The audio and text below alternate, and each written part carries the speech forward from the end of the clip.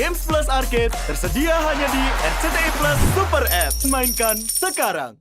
Terima kasih untuk Anda yang masih bergabung bersama dengan kami, dan di segmen ini kita akan review bagaimana jalannya perdagangan di sepanjang hari ini. Dan kami ingatkan kembali Anda masih bisa berpartisipasi di WhatsApp interaktif di 0812 di 8788 di 3723 seperti yang tertera di layar televisi Anda nantinya. Dan saat ini kami sudah terhubung melalui Zoom bersama dengan Bapak Dimas Pratama yang merupakan Retail Research Analyst Bahana Sekuritas. Kita akan langsung sapa saja. Pak Dimas, selamat sore, apa kabar Pak? Sore Mas, kabar baik. Terima kasih Pak Dimas sudah meluangkan waktu di IDA Channel. Pak Dimas, jelang libur akhir pekan, indeks harga saham gabungan kembali melanjutkan pelemahan di beberapa menit jelang penutupan sesi kedua hari ini. Pelemahan semakin dalam Pak, namun masih bertahan di atas level 7.300-an. Sebelum kita mengulas teknikal di sepanjang perdagangan hari ini, sebelumnya kita akan coba review Pak Dimas, bagaimana Anda melihat pergerakan indeks harga saham gabungan setelah beberapa hari yang lalu sempat naik tinggi di 7.490-an Pak. Namun pasca menyentuh level ini, indeks harga saham gabungan kembali dalam tekanan. Ya, kalau kita lihat memang pergerakan IHSG itu sebenarnya sudah dimulai dari awal bulan ya Mas, ketika terjadi tarikan dari level 7.100 dan di mana itu terjadi mulai awal dari window dressing, dan memang kita tahu saham-saham penopangnya dari grup Barito dan juga perbankan big cap ya, itu akhirnya menopang IHSG sampai dengan level 7.500 terlepas dari sentimen. Nah, saat ini memang level 7.450, 7.500 itu merupakan tahanan yang cukup kuat di mana akan ada aksi profit taking, dan kebetulan dua hari ini terjadi aksi profit taking ya di level setelah menyentuh 7.500. Jadi memang saat ini indeks nampaknya udah mulai kehabisan tenaga nih untuk melanjutkan penguatannya. Nah, kalau dari sentimen yang lain, kalau kita lihat memang dari US ya, US kemarin baru rilis CPI dan juga semalam baru rilis PPI, yang itu juga membuat kekhawatiran akan potensi keberlanjutan dari penurunan suku bunga Amerika sendiri. Walaupun memang di bulan ini masih ada potensi cut 25 basis lagi ya di Fed rate-nya sendiri. Nah, di sisi lain US Treasury yield yang 10 years itu juga sudah mulai rally di atas 4,3 dan ada indikasi dia akan rally ke 4,7. Itu juga DXY yang sudah potensi di atas 107 kembali, dan juga kalau kita lihat dari rupiah hari ini spike ya, terjadi pelemahan di atas 16.020-an. Nah, ini yang dikhawatirkan mungkin masih akan jadi sentimen negatif. Jadi memang kalau kita lihat bicara window dressing di akhir tahun ini mungkin sudah terjadi di 2 minggu ini, dan kalau kita lihat minggu depan mungkin akan lebih banyak ya cenderung profit taking atau mungkin konsolidasi. Jadi memang level 7475 ini yang kemungkinan akan dijaga oleh market paling nggak year end penutupan sampai akhir tahun, seperti itu Pak. Baik, dengan beberapa skenario yang sudah Anda sampaikan tadi, kalau kita berbalik lagi kepada The Fed, Pak Dimas, kalau skenario-nya memang memangkas suku bunga 25 basis poin atau justru sebaliknya tetap mempertahankan, seperti apa dampaknya nanti terhadap sikap investor dan pengaruhnya kepada indeks harga saham gabungan? Iya, pernyataan dari Jerome Powell sebelumnya kan menyatakan kalau The Fed ke depan akan lebih berhati-hati di tengah kuatnya ekonomi Amerika ya. Kemarin memang data terakhir kan data tenaga kerja, serapan tenaga kerja sudah mulai meredah, di mana di tengah solidnya ekonomi Amerika itu serapannya kan cukup tinggi tuh beberapa waktu lalu ya. Itu yang dikhawatirkan akan kembali memicu terjadinya peningkatan inflasi di Amerika. Karena kita tahu CPI masih di sekitar 2,7 dan PPI-nya ini naik dari 2,6 ke 3 ya year on year-nya. Nah, ini yang dikhawatirkan ke depan itu dikhawatirkan The Fed akan mulai menahan diri nih untuk ke depan. Jadi mungkin dari ini masih akan lanjut ke 25 basis, tapi ke depannya akan melihat situasi yang lebih lanjut. Nah, berarti kan kondisi ini kan kemungkinan akan terjadi capital outflow dari negara-negara emerging market seperti Indonesia, dan itu juga pasti akan berdampak ke pelemahan rupiah, dan juga tadi ID10 years kita juga udah tembus di 7% lagi. Jadi memang ini perlu disikapi lebih lanjut seperti itu Mas. Oke, kita beralih ke dari sisi sektor Pak, terutama dari perbankan. Hari ini kembali mengalami pelemahan yang cukup dalam. BBRI tampaknya paling tinggi penjualannya. Dan data per Kamis kemarin itu asing sudah jualan di seluruh pasar sekitar 2,18 triliun rupiah Pak Dimas.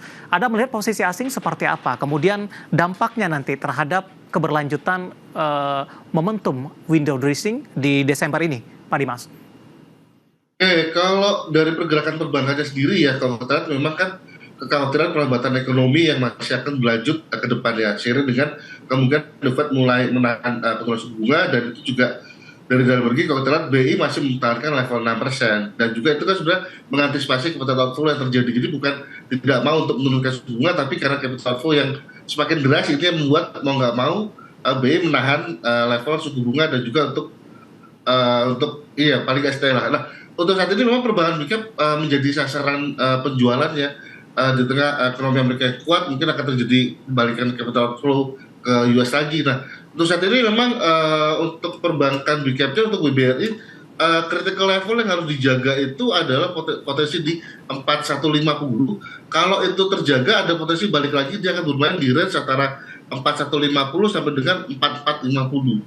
Tapi begitu jebol di bawah 4150, itu dikhawatirkan bisa menguji under 4000, bahkan 3836 level yang pada waktu konflik dulu ya, atau rate issue-nya itu bisa tersentuh kembali. Nah, itu dikhawatirkan oleh para pasar. Dan mau nggak mau perbankan big cap kalau terjadi penjualan itu pasti juga kan menekan IHSG seperti itu. Rekomendasinya seperti apa untuk BBRI untuk saat ini, Pak Dimas? Untuk saat ini kita lihat dulu, mungkin kita butuh satu candle lagi ya di hari Senin, penutupan hari Senin. Semoga level 4150 terjaga dan ada pantulan lagi. Jadi selama 4150 terjaga, ada peluang dia rebound antara 4150 sama dengan 4450. Karena pada 4450 itu, dan setelah itu kan dikoreksi ya kembali lagi sekarang di 4200-an. Jadi ya memang wajar, karena memang sentimennya juga masih belum bagus. Oke, lebih ke arah trading begitu, Pak Dimas? Betul. Baik, kita beralih ke perbankan big cap lainnya, Pak. Ada BBNI, hari ini koreksi paling dalam sepertinya, Pak Dimas, untuk BBNI melemah di atas 3%, 4730. Support berapa yang harus diwaspadai untuk BBNI supaya tekanan tidak berlanjut lebih dalam lagi? Oke, BBNI pasca dia menyentuh level di sekitar 5150, itu memang level untuk resisten dari falling wedge minor dia. Nah, ketika kena level itu kan terjadi profit taking selama 3 hari terakhir ini ya. Nah, untuk tahan pertama itu ada di 4650 sampai dengan 4550. Jadi support satunya di 4650, support duanya itu di 4550. Kalau itu dijebol itu agak serem mas, karena potensinya bisa turun lebih dalam. Tetapi kalau berhasil dijaga, ada momentum, dia rebound lagi, paling tidak nanti akan tesnya di 5150 atau enggak 51-an lah. Range dari BBNI sendiri. Tapi dari beberapa saham perbankan big cap, Pak Dimas, mana yang paling Anda rekomendasikan kalau kita lihat dari sisi teknikalnya untuk data terakhir? Kalau saya prefer BBCA, karena ketika perbankan big cap lainnya diturunin, BCA cukup solid sekali ya. Teman-teman bisa lihat range sekitar 98-an sampai dengan 10 ribuan itu pasti dijaga di range itu. Jadi dan saat ini BCA ini kalau menarik sih kalau dapat di bawah level 10.000 lagi di start 99-an itu menarik untuk diakumulasi dengan potensi upside. Paling enggak dia akan menguji lagi level 10.400 kemarin ya, yang sebelum terjadi koreksi. Jadi memang saat ini yang cukup kuat dari teknikalnya itu BCA. Kalau Mandiri sekalian ya, untuk Bank Mandiri itu juga masih dalam fase tekanan teman-teman. Jadi selama belum menyentuh kembali di atas 6.350, mungkin masih akan cenderung tekanan, dan potensi dia akan menguji di sekitar 5850-an sebagai tahanan pertama. Kalau jebol lagi mungkin akan menyentuh 5.600. Jadi kita lihat dulu untuk kedepannya, karena tekanan jual pasti masih akan berlanjut di perbankan big cap. Oke, BBCA rekomendasinya Pak? Kalau BBCA sekarang band weakness di sekitar 9.900-an, under 10.000 ya, mulai akumulasi lagi. SL-nya tuh di start 97. Kalau dia berhasil rebound bertahan lagi 10.000, TP1 itu start 10.400. Pak Dimas, secara keseluruhan Pak melihat dari pelemahan yang terjadi oleh saham perbankan big cap dalam beberapa waktu terakhir, sebenarnya momentum apa yang ditunggu, kemudian bagaimana perubahan nanti ke pola teknikal ketika saham-saham perbankan big cap ini uptrend untuk jangka pendek dan jangka menengah? Oke, sebenarnya kuncinya kan di sentimen dari luar negeri, Mas. Sebenarnya dari The Fed dan juga dari China. China kan kita tahu udah diperuntukkan stimulus baru ya. Cuman dari The Fed sendiri, ini kita lihat apakah nanti di awal tahun depan kan Trump kan pelantiknya dari Januari ya. Nah itu juga apakah nanti akan dilihat lagi. Jadi kuartal 1 tahun depan sebenarnya agak dinamis market, karena Trump juga di kantornya sudah mulai menerapkan untuk tarif dagang ya. Nah itu juga berpotensi untuk mengganggu pemulihan ekonomi global, dan juga di sisi lain dengan penguatan dolar, indeks dolar yang cukup kuat, mau nggak mau kan Trump pasti nantinya akan mengintervensi kan. Dimana kalau dolar semakin kuat itu kan berarti kan barang-barang produk Amerika kan mahal.